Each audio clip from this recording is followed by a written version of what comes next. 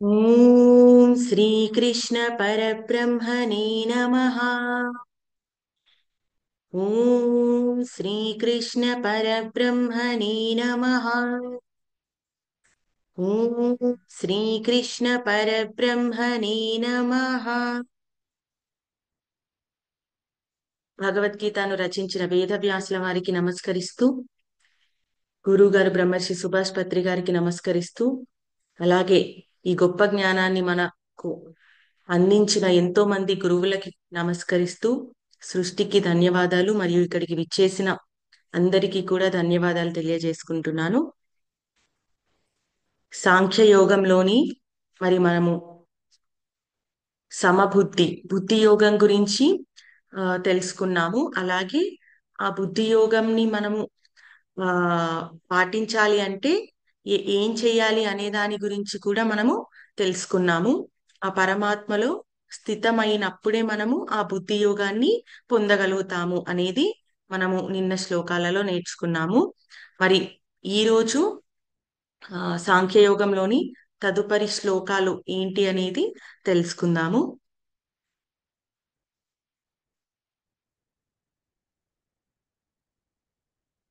సాంఖ్యయోగంలోని 54వ శ్లోకం.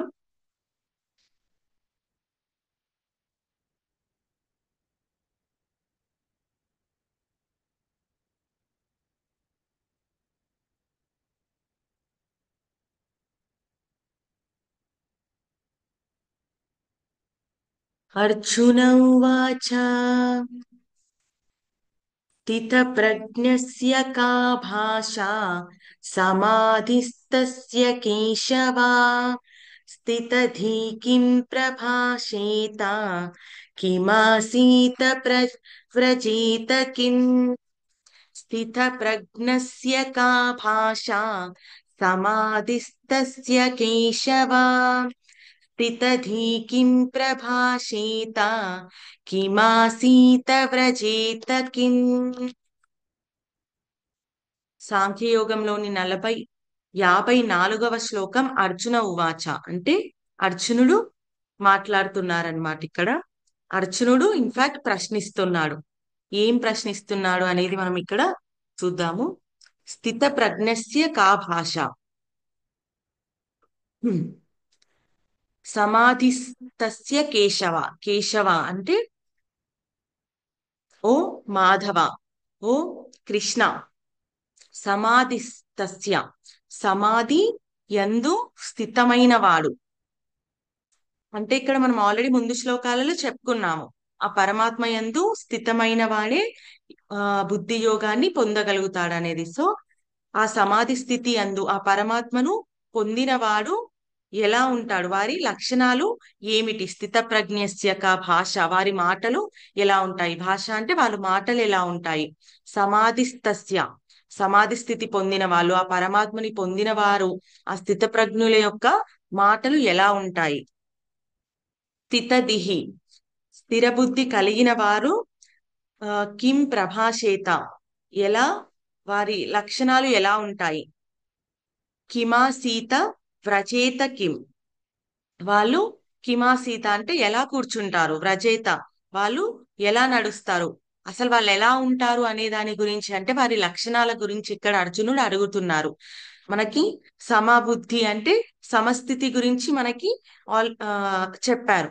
ఇలా ఉంటేనే మనము ఆ పరమాత్మను పొందితేనే అలా ఉండగలుగుతాం అనేది చెప్పాము. మరి ఆ పరమాత్మను పొందిన వారు, వారి మాటలు ఎలా ఉంటాయి, వారి లక్షణాలు ఎలా ఉంటాయి, వారు ఎలా నడుచుకుంటారు, ఎలా బిహేవ్ చేస్తారు అనే దాని గురించి, ఆ స్థితప్రజ్ఞుడు అసలు ఎలా ఉంటాడు, ఆ మనిషి, ఒక మనిషిని స్థితప్రజ్ఞుడు అన్నాము అంటే ఆ మనిషి ఎలా ఉంటాడు, ఎలా నడుచుకుంటాడు, ఎలా మాట్లాడతాడు, ఎలా బిహేవ్ చేస్తాడు అని దాని గురించి, ఆ స్థిత ప్రజ్ఞత గురించి ఇంకా తెలుసుకోవడానికి అర్జునుడు ఈ ఇవన్నీ కూడా ప్రశ్నిస్తున్నాడు అనమాట. ఇన్ డీటెయిల్ గా ఒక మనిషి ఆల్రెడీ అలా పొందిన వ్యక్తి గురించి మనం తెలుసుకుంటే, ఆ మనిషిని చూస్తే మనకు అర్థం అవుతుంది. ఓకే, ఈ మనిషి ఇది ఆల్రెడీ పొందాడు కాబట్టి ఇలా బిహేవ్ చేస్తున్నాడు, ఇలా ఉంటున్నాడు, ఇలా నడుచుకుంటున్నాడు, ఇలా మాట్లాడుతున్నాడు. వాళ్ళని చూస్తే మనకు ఆటోమేటిక్ గా మనకి అర్థం అవుతుంది. ఇప్పుడు స్థిత ప్రజ్ఞత అనేది ఒక నేచర్. దాని గురించి ఎలా డిస్క్రైబ్ చేయాలి? ఒక మనిషి ఆల్రెడీ పొందిన మనిషిని గురించి చూపిస్తే మనకి అర్థమవుతుంది. కాకపోతే ఇక్కడ అలా పొందిన వ్యక్తి ఎవరు అనేది ఆ ఇక్కడ ఆ నేచర్ అనేది ఏంటి అనేది మనకి ఒక పర్సన్ ద్వారా కాకుండా ఇంకా దాని క్వాలిటీస్ ఏంటి అనే దాని గురించి ఇక్కడ మనకి నెక్స్ట్ శ్లోకాలలో శ్రీ భగవాను వాచ అని శ్రీకృష్ణ పరమాత్మ మాటల్లో మనము తెలుసుకుందాము. సాంఖ్యయోగంలోని 55వ శ్లోకం. శ్రీ భగవానువాచ ప్రజహాతి యదా కామాన్ సర్వాన్ పార్థమనోగతాన్ ఆత్మన్యేవాత్మనా తుష్టః స్థితప్రజ్ఞస్య దోచ్యతే. ప్రజహాతి యథా కామాన్ సర్వాన్ పార్థమనోగతాన్ ఆత్మన్యేవాత్మనా తుష్టః స్థితప్రజ్ఞస్య దోచ్యతే. ప్రజహాతి యథా కామాన్ సర్వాన్ పార్థ మనోగతాన్ ఆత్మన్యేవాత్మనా తుష్టః స్థితప్రజ్ఞస్త దోచ్యతే. పార్థ అర్జునుడికి మరో పేరు. శ్రీకృష్ణ పరమాత్మ సంబోధించే పేరు పార్థ. ఓ పార్థ, యథా కామాన్ సర్వాన్ పార్థ మనోగతాన్, ఎవరైతే మనసులో ఉండే సర్వాన్ కామాన్ అంటే సమస్తాలైన కోరికలను, మనకి మనసు నుండే కోరికలు అనేవి పుడుతుంటాయి. అలా మనసులో నుండి పుట్టిన సమస్తమైన కోరికలను కూడా ఎవరైతే ప్రజహాతి పూర్తిగా త్యజిస్తారో, అంటే ఎవరైతే పూర్తిగా విడిచిపెడతారో, వదిలేసి ఆత్మ ద్వారా ఆత్మ ద్వారానే ఆత్మయందు తుష్ట అంటే సంతుష్టుడై, అంటే స్థిరమై నిలిచిపెట్టి ఉంటారో స్థిత ప్రజ్ఞస్థ దోచతే, అప్పుడే వారిని స్థిత ప్రజ్ఞుడు అని పిలువబడతారు అనేది చెప్తున్నారనమాట. మన మనసు ద్వారా ఎన్నో కోరికలు మనకి కలుగుతుంటాయి, కానీ వాటిని ఆ కోరికలన్నీ కూడా విడిచిపెట్టి ఎవరైతే ఆత్మ గురించి రియలైజ్ అయ్యి ఉంటారో, ఆత్మ వైపుకి తన దృష్టి సారిస్తారు, అలాంటి వాళ్ళని స్థిత ప్రజ్ఞులు అనేది చెప్పబడుతుందన్నమాట. ఇక్కడ ప్రజహాతి అనంటే విడిచిపెట్టడం. ఎవరైతే అన్ని కూడా విడిచిపెట్టి, కోరికలను విడిచిపెట్టి ఆత్మ ద్వారా ఆత్మలోనే స్థితమై ఉంటారో అనే దాని గురించి ఇక్కడ చెప్తున్నారు. ఆత్మ ద్వారా ఆత్మలోనే స్థితమై ఉండడము అనంటే మనము ఆత్మ అనేది ఆ డివైన్ కాన్షియస్నెస్ అంటే పరమాత్మలో ఒక చిన్న ఫ్రాగ్మెంట్ గా మనము తెలుసుకున్నాము. సో మన నేచర్ ఏంటి, ఆ పరమాత్మ నేచర్, మనకి యాక్చువల్ నేచర్ ఏముంటుంది, ఆ పరమాత్మ నేచర్ ఏముంటుందో మనది కూడా అదే ఉంటుంది. కానీ అది మనము ఎప్పుడు రియలైజ్ అవుతామో అప్పుడే మనము ఆ స్థిత ప్రజ్ఞత స్థితిలోకి మనము చేరుకోగలుగుతాం అన్నమాట. మనము ఆ స్వార్థపు కోరికలను, కేవలము మన కోసము మనది అనే ఆ స్వార్థపు కోరికలను ఎప్పుడైతే విడిచిపెడతామో, అలాగే మనకి ఆ ఈ ఇంద్రియాల ద్వారా మనకి ఏమేమైతే ఆశలు కలుగుతాయో అవన్నీ వైపుకి మన మనస్సుని వెళ్ళిపోనీయకుండా, వాటి వైపును లాగనీయకుండా మనము ఆ ఇంద్రియ విషయాల పట్ల ఆసక్తిని, ఆ ఆశలని, వాటిని ఎప్పుడైతే మనము కంట్రోల్ చేయగలుగుతామో, మన మనసుని మన ఇంద్రియాల వైపు ఎప్పుడైతే పరిగెత్తనీయకుండా ఉండగలుగుతామో, మనము ఆ అంటే యాక్చువల్ గా మనస్సుకి కంట్రోల్ ఉండాలి. వేటి మీద కంట్రోల్ ఉండాలి అంటే ఇంద్రియాల మీద కంట్రోల్ ఉండాలి. ఇంద్రియాలు అంటే ఏంటి మనం ఆల్రెడీ తెలుసుకున్నాము. ఇంద్రియాలు అని అంటే మనము ఏమని నేర్చుకున్నాము, మన 5 సెన్స్ ఆర్గాన్స్ ని మనము ఇంద్రియాలు అంటాము. అంటే మనం ఏం చూస్తున్నాము, ఏం వింటున్నాము, ఏం టేస్ట్ చేస్తున్నాము, ఏమి ఫీల్ అవుతున్నాము, ఇవన్నీ కూడా మన సెన్స్ ఆర్గాన్స్ ద్వారా వచ్చే ఇన్ఫర్మేషన్. సో ఆ ఇన్ఫర్మేషన్ వైపు మనము ఆ పరిగెత్తకుండా వాటి మీద అదుపుతో ఉండి వాటిని మనస్సు ద్వారా అదుపు చేసి ఎవరైతే ఉండగలుగుతారో, అలాగే స్వార్థపు కోరికలను ఎవరైతే వదిలేయగలుగుతారో అలాంటి వాళ్ళే ఆ ఆత్మ యొక్క రియలైజేషన్ ఆ ఆ సెల్ఫ్ అంటే ఏంటి ఇక్కడ? ఆత్మ. ఆత్మ గురించి ఎవరైతే తెలుసుకోవడానికి ప్రయత్నం చేస్తారో, ఆ రియలైజేషన్ ఎప్పుడైతే జరుగుతుందో అప్పుడే మనకి ఆ స్థిత ప్రజ్ఞస్థ దోచ్యతే, స్థిత ప్రజ్ఞత గురించి మనము అర్థం చేసుకోగలుగుతాం. మనము నిన్న శ్లోకాలలో కూడా తెలుసుకున్నాము. మనకి ఒక డెజర్ట్ ఎగ్జాంపుల్ మనము ఆ విన్నాం కదా. మనకి డెజర్ట్ లో ఎక్కడో దూరాన నీళ్లు ఉన్నట్టుగా కనిపిస్తాయి. అది మనకి ఇక్కడ ఉన్నప్పుడు అక్కడ నీళ్లుగా మనకి కనిపిస్తుంది. కానీ అది యాక్చువల్ గా అక్కడ పరిగెత్తి మనము చూస్తే అక్కడ యాక్చువల్ నీళ్ళు అనేదే ఉండదు. మరి అది ఎందుకు మనకు అలా కనిపించింది అంటే మాయ ద్వారా కనిపించింది. సో మనం కూడా ఇక్కడ బయట ఏదో మనకి బయట ప్రపంచంలో మనకి కోరికలను నెరవేర్చుకోవడం ద్వారా మనము హ్యాపీనెస్ ని పొందగలుగుతాము అనేది ఒక మాయలో మనము ఉంటున్నాం. కానీ మనము ఆ కోరికను ఆ పొందినాక, అక్కడ వరకు రీచ్ అయినాక మనం నిజంగా హ్యాపీనెస్ ని పొందుతామా అని అంటే మనం నిజంగా హ్యాపీనెస్ ని పొందలేము. సో మనం ఎంత మనం కోరికల వైపు పరిగెత్తినా కూడా మనము ఆ నిజమైన ఆనందాన్ని పొందలేము ఎప్పుడైతే ఆ మాయ నుండి బయటపడి. సో మరి ఈ సమస్తమైన కోరికలను తీర్చుకోవడం ద్వారా ఆనందాన్ని పొందడం అనేది ఒక మాయ. కాబట్టి ఆ మనసులో కలిగే ఆ స్వార్థపు కోరికలను విడిచిపెట్టాలి అనేది ఇక్కడ చెప్తున్నారనమాట. ఎందుకంటే కోరికలను తీర్చుకోవడం ద్వారా ఎప్పుడూ కూడా మనము ఆనందాన్ని పొందలేము. సో ఆ కోరికలు అనేది మనని విడిచిపెట్టాలి.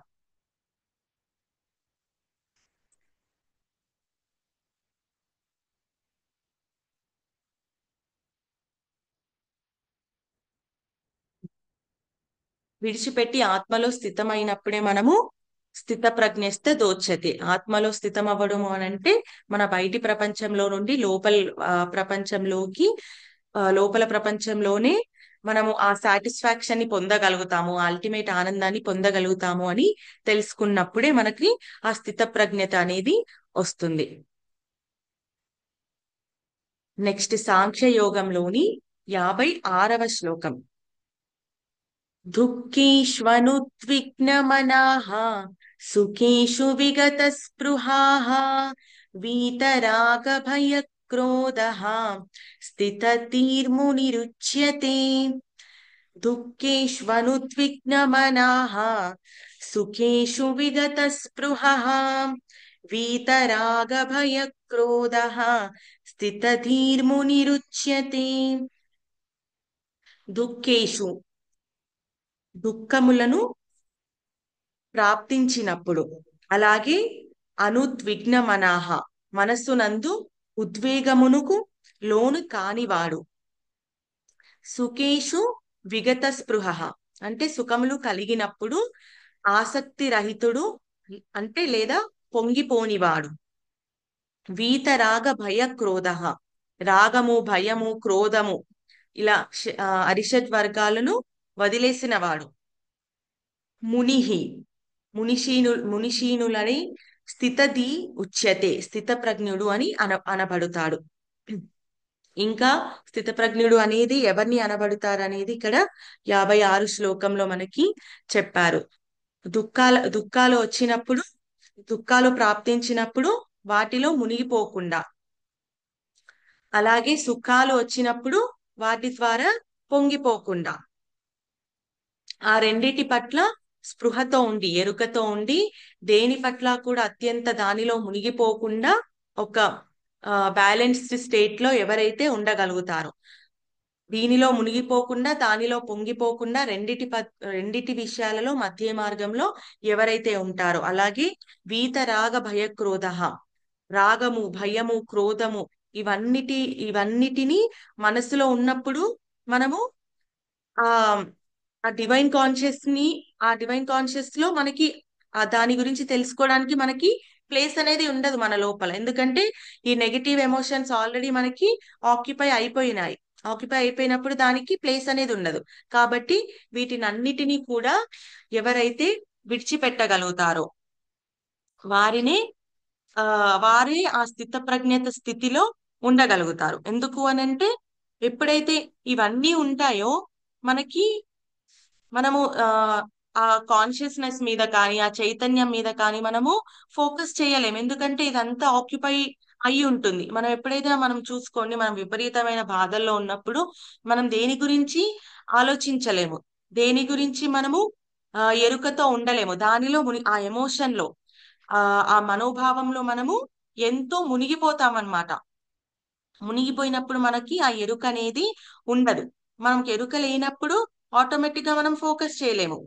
ఆ ఆటోమేటిక్ గా రియలైజేషన్ అనేది మనము పొందలేమన్నమాట.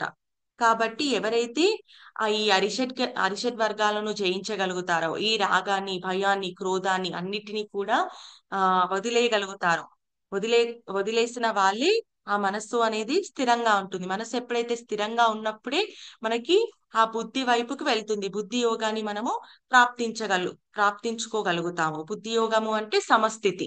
ఆ సమస్థితిని మనము ప్రాప్తించుకోగలుగుతాము అనేది ఆ రెండవ అధ్యాయంలోని 56వ శ్లోకంలో మనకి తెలియజేస్తున్నారు.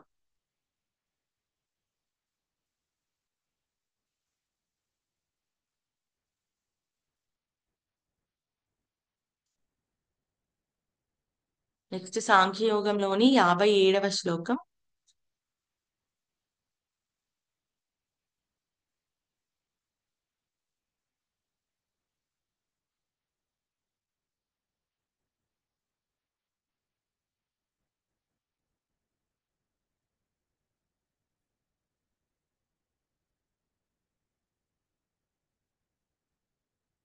యా సర్వత్రానభిస్నేహః యా సర్వత్రాభిస్ యా సర్వత్రానభిస్నేహః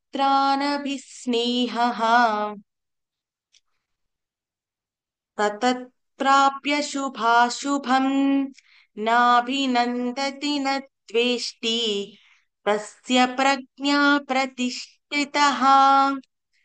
యా సర్వత్రానభిస్నేహః తతత్ప్రాప్య శుభాశుభం నాభినందతి న ద్వేష్టి తస్య ప్రజ్ఞా ప్రతిష్ఠితా.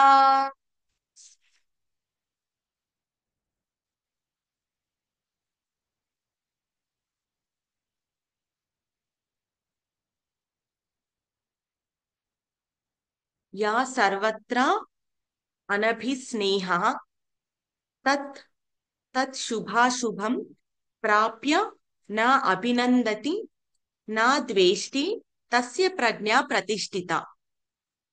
యా ఏ మనుష్యుడైతే సర్వత్రా అంతటా అనభిస్నేహ మమతాసక్తులు లేనివాడై, ఆసక్తి అలాగే మమకారము లేనివాడై, అనభిస్నేహ అంటే వాటిని ఆ ఆ మమకారము ఆసక్తి లేనివారై ఏ మనుష్యుడైతే ఉంటారో, ఆయా తత్ ఆయా శుభాశుభం శుభ శుభములను ప్రాప్య పొంది నా అభినందతి ప్రసన్నుడు కాడో, ఎవరైతే ఈ ఆ వీటి మీద శుభము అలాగే అశుభము మీద నా అభినందన అంటే ప్రసన్నుడు కాడు, నా ద్వేష్టి లేదా ద్వేషించడు, తస్య అతని యొక్క ప్రజ్ఞ బుద్ధి అనేది ప్రతిష్ఠిత స్థిరమై ఉంటుంది. దేని యందైతే మమతాసక్తులు లేకుండా ఉంటారు, అలాగే అనుకూల పరిస్థితుల యందు పొంగిపోకుండా, ప్రతికూల పరిస్థితుల యందు ద్వేషముతో మెలగకుండా, వికారములకు లోని కాకుండా ఏ పురుషుడైతుంటాడో వారిని స్థితప్రజ్ఞుడు అని అంటారు. మళ్ళీ ఇక్కడ మనకి అదే చెబుతున్నారనమాట. స్థితప్రజ్ఞుడు అంటే మనకి ఏ ఏ మనిషి అయితే మమకారంలో అలాగే ఆ ఆసక్తి ఉండకుండా అంటే అటాచ్మెంట్ తో ఉండకుండా ఉంటాడో, శుభము అశుభము, శుభము వచ్చినప్పుడు పొంగిపోకుండా, అశుభము వచ్చినప్పుడు దాని పట్ల ఆ సిచ్యువేషన్ పట్ల ద్వేషము పెంచుకోకుండా, అలాంటి వారి ఎవరికైతే ఇలా ఇలాంటి పరిస్థితులలో తను ఆ ఆ బుద్ధిని ఉంచుకోగలుగుతాడో, అలాంటి వారి బుద్ధి ఉండగలిగిన వ్యక్తియే స్థితప్రజ్ఞత, ప్రతిష్ఠిత అంటే ఆ బుద్ధి అనేది స్థిరంగా ఉంటుంది అనేది ఇక్కడ చెప్తున్నారనమాట. సో మనకి మొత్తంగా ఈ ఆ 4 శ్లోకాలలో మనకి ఏం చెప్తున్నారు అంటే మనకి మనకి రెండు విషయాల గురించి మనకి ఇక్కడ ఎక్కువగా చెప్తున్నారు. ఒకటి సమస్థితి గురించి చెప్తున్నారు. ఆ సమస్థితిని ఆ ఆత్మలో మనం ఎప్పుడైతే ఆత్మ ద్వారా మనం ఎప్పుడైతే సంతృప్తి పొందగలుగుతామో అప్పుడే ఈ సమస్థితిని మనము ఆచరించగలుగుతాం అనేది చెప్తున్నారనమాట. ఆత్మ ద్వారా సంతృప్తి పొందినవాడు అంటే మనసులో ఉండే కోరికలను వదిలేసేయాలి. అలాగే మనసుకి ఇంద్రియాల పట్ల కంట్రోల్ ఉండాలి. ఇంద్రియాల విషయాల వైపు ఆసక్తి ఆశలు పెట్టుకోకుండా ఆ సమస్తాలైన ఇంద్రియాల ద్వారా మనం ఏమైతే చూస్తున్నామో వింటున్నామో వాటి పట్ల పరిగెత్తకుండా, ఆ బయటి ప్రపంచంలో వైపుకి పరిగెత్తకుండా ఇంద్రియాల ద్వారా ఇంద్రియ విషయాల పట్ల మనసుకి ఎవరైతే కంట్రోల్, ఏ మనసుకైతే కంట్రోల్ ఉంటుందో అలాంటి వారి మనసు బుద్ధి యందు స్థితమై ఉంటుంది. ఎందుకు అనంటే మనసు బయటి విషయాల పట్ల పరిగెత్తదు, అది స్థిరంగా ఉంటుంది. స్థిరంగా ఉన్నప్పుడు అలాంటి మనసు బుద్ధి మీద ఫోకస్ చేయగలుగుతుంది అనమాట. బుద్ధి మీద ఎప్పుడైతే ఫోకస్ చేయగలుగుతుందో తను ఎలా ఉంటారు అనంటే ఆ డివైన్ కాన్షియస్ లో ని తెలుసుకోవడం ద్వారా ఆ రియలైజేషన్ లో తను సంతృప్తి పొందగలుగుతాడు, తను సాటిస్ఫై అవ్వగలుగుతాడు. ఆ రియలైజేషన్ ద్వారానే తను ఆ ఆనందాన్ని పొందగలుగుతాడు. అలా ఎప్పుడైతే తనకు ఆ రియలైజేషన్ వస్తుందో అలాంటి వ్యక్తి సమస్థితిలో ఉండగలుగుతాడు. ఇలాంటి అరిషడ్ వర్గాల పట్ల కూడా తను ఆ అరిషడ్ వర్గాల మీద జయించి ఉన్న వ్యక్తి తన ఆ పరమాత్మని పొందగలిగిన వ్యక్తి స్థితప్రజ్ఞుడు అనేది ఆ ఆ ఆ దానిని పొందగలుగుతాడు. స్థితప్రజ్ఞత స్థితిని పొందగలుగుతాడు. దేని పట్ల కూడా చలించకుండా, సుఖం పట్ల పొంగిపోకుండా, దుఃఖం పట్ల విరిగిపోకుండా, అలాగే ఆ దుఃఖం వచ్చినప్పుడు సుఖం వచ్చినప్పుడు ఆ రెండిటిలో కూడా ఎక్కువగా మునిగిపోకుండా ఒక బ్యాలెన్స్డ్ స్థితిలో ఉండగలుగుతాడు అనేది ఇక్కడ స్థిత ప్రజ్ఞత స్థితి గురించి మనకి ఈ 4 శ్లోకాలలో తెలియజేశారు. అలాగే బయట ప్రపంచంలో ఆ కోరికల ద్వారా మనం ఎప్పుడైతే పరిగెడుతున్నామో ఆ కోరికల ద్వారా మనకు అల్టిమేట్ ఆనందాన్ని పొందలేము. కాబట్టి ఆ స్వార్థపు కోరికలను కూడా ఎవరైతే వదిలేయగలుగుతారో వారే మనకి ఆ డివైన్ కాన్షియస్నెస్ అంటే మన లోపల ఉంటుంది. కోరికలు అనేవి మనం ఎప్పుడు కూడా బయటి ప్రపంచంలోనే వెతుక్కుంటాం. కాబట్టి ఆ స్వార్థపు కోరికలను వదిలేసి మన లోపలి ప్రపంచంలో ఆ సెల్ఫ్ రియలైజేషన్ ద్వారానే మనము సమస్తాన్ని పొందగలుగుతాము అని ఎప్పుడైతే మనము తెలుసుకుంటామో అప్పుడు ఆ స్థిత ప్రజ్ఞత స్థితికి మనము చేరుకోగలుగుతాము అనే దాని గురించి ఇక్కడ మనకి తెలియజేస్తూ, ఇంకా ముందు ముందు శ్లోకాలలో మనకి ఇంకా వివరణతో మనకి తెలియజేస్తారు. అది మళ్ళీ మనము నెక్స్ట్ వీక్ తెలుసుకుందాము. ఆ శ్లోకాలు మళ్ళీ మనము మండే తదుపరి శ్లోకాల గురించి మనము తెలుసుకుందాం. అంతవరకు సెలవు. జై శ్రీకృష్ణ. హరే కృష్ణ హరే కృష్ణ కృష్ణ కృష్ణ హరే హరే, హరే రామ రామ రామ హరే హరే.